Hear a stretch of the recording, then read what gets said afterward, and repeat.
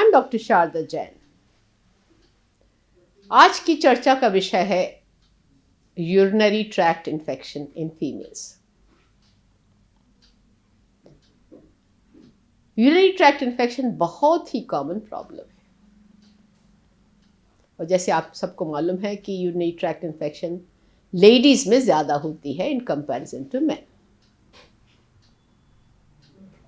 कहते हैं कि ज़िंदगी में एक बार तो औरत को ज़रूर यूरिनरी ट्रैक्ट इन्फेक्शन होगी और कुछ अनफॉर्चुनेट लोग हैं जिनको कि बार बार प्रॉब्लम्स होती रहती है।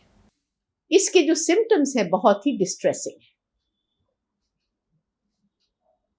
पेशेंट को बर्निंग पेनफुल यूरिनेशन होता है, करने में बहुत दर्द, पेशाब का बार बार होना,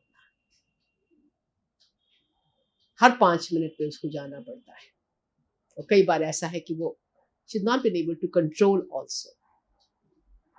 This is called urgency. कई बार पेशेंट्स का यूरिन क्लाउडी हो जाता है and they may be having associated, कई बार ब्लड भी आने लगता है यूरिन के अंदर। लोअर एब्डोमेन में पेन भी महसूस करती है और जब ये सिम्टम्स हो जाते हैं तो ना नींद आती है, ना बैठ सकते हैं, परेशान हो जाते हैं। इसमें ई कोलाई इन्फेक्शन जो है बहुत ही कॉमन है,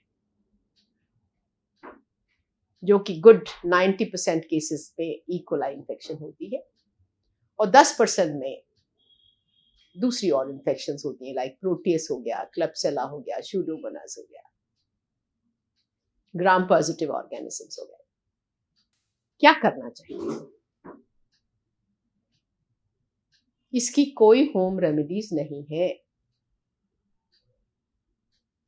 और मेरी रिक्वेस्ट है आप लोगों को कि एक आदमी अगर पुरानी यूरिनरी ट्रैक्ट इन्फेक्शन से ट्रीट हो गया है तो अपनी बहन को, अपनी भाभी को सलाह भी ना दे, उनको डॉक्टर से मिलना जरूरी है। क्यों मिलना जरूरी है? हमारा जानना बहुत जरूरी है कि इसका कारण क्या है। डॉक्टर साहब हिस्ट्री लेंगे, आपके एसोसिएटेड सिम्टम्स पूछेंगे, ब्लड साथ में है कि नहीं है, बुखार तो नहीं है। बुखार अगर आपको इन सिम्टम्स के साथ है, इसका मतलब है आपकी इन्फेक्शन ब्लैडर से किडनी में पहुंच गई है, सीरियस प्रॉब्लम हो जाती है। पर मेजॉरिटी ऑफ द टाइम जो है वो अक्यूट सिस्टाइटिस, मतलब आपकी ब्लैडर में ही इन्फेक्शन रहती है और ब्लैडर के ही सिम्टम्स हैं कि पेनफुल यूरिनेशन होता है और आपको बार बार जाना पड़ता है। पर अगर बुखार अगर आपको हो गया, इसका मतलब है कि आपकी प्रॉब्लम किडनी में पहुंच गई है। तो जब तक आप डॉक्टर साहब के पास नहीं जाएंगे, वो एग्जामिन नहीं करेंगे, उनको ये नहीं पता चलेगा कि बुखार कितना है, रीनल एंगल टेंडर है कि नहीं। रीनल एंगल टेंडर का मतलब है कि किडनी में इन्फेक्शन पहुंच गई है। उस केस में वो आपको हॉस्पिटलाइजेशन की भी कई बार बात करते हैं। तो इसलिए ये टेस्ट बहुत जरूरी है। ब्लड के टेस्ट होंगे, यूरिन रूटीन, यूरिन माइक्रोस्कोपिक और यूरिन कल्चर टेस्ट होगा और तब तक वो आपको सिम्टोमेटिक ट्रीटमेंट देंगे कि क्या जो है आपकी चीज दिया जाए, कौन सा एंटीबायोटिक दिया जाए जिसकी सेंसिटिविटी अच्छी आने वाली है। तो इसमें क्या करना चाहिए हम लोगों को? डॉक्टरी सलाह से ही ट्रीटमेंट लें। इसका मेन कारण जो है फ्रीक्वेंट सेक्सुअल रिलेशनशिप मेन कारण होता है जब न्यूली मैरिड लोग होते हैं, उसको बोलते हैं हनीमून सिस्टाइटिस।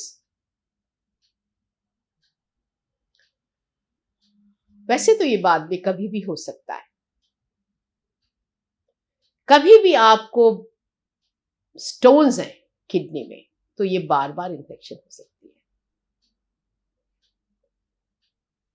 एक बार आपको इन्फेक्शन हो गई और आपने ट्रीटमेंट ठीक से नहीं लिया, क्योंकि जो भी डॉक्टर ट्रीटमेंट देते हैं उसका टेस्ट ऑफ क्योर है कि 3 कल्चर आपको नेगेटिव आनी चाहिए 1 महीने के अंतराल में।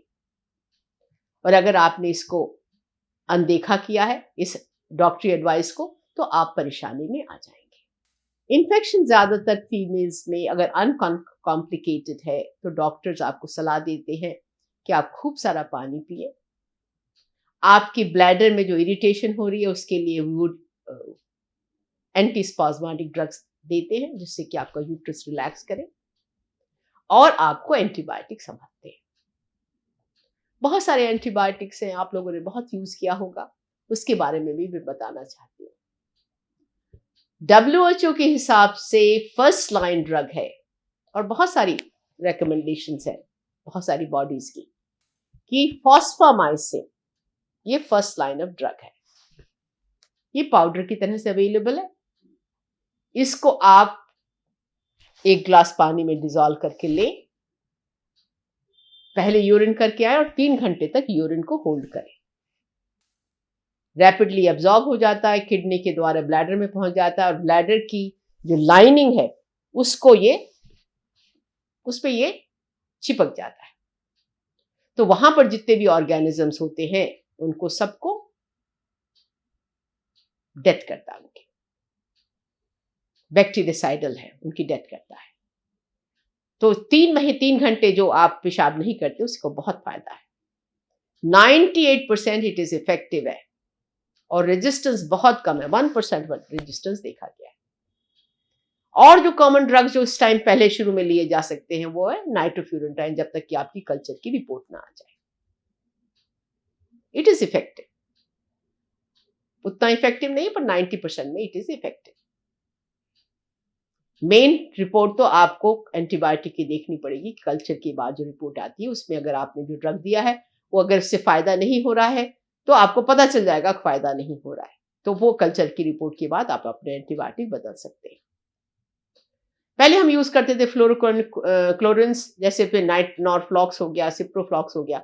अब इस ड्रग्स को कम यूज करते हैं क्योंकि इसमें रेजिस्टेंस बहुत ज्यादा मात्रा में पाया जा रहा है। तो जब रेजिस्टेंस ज्यादा, उसका मतलब है वो इफेक्टिव नहीं होंगे।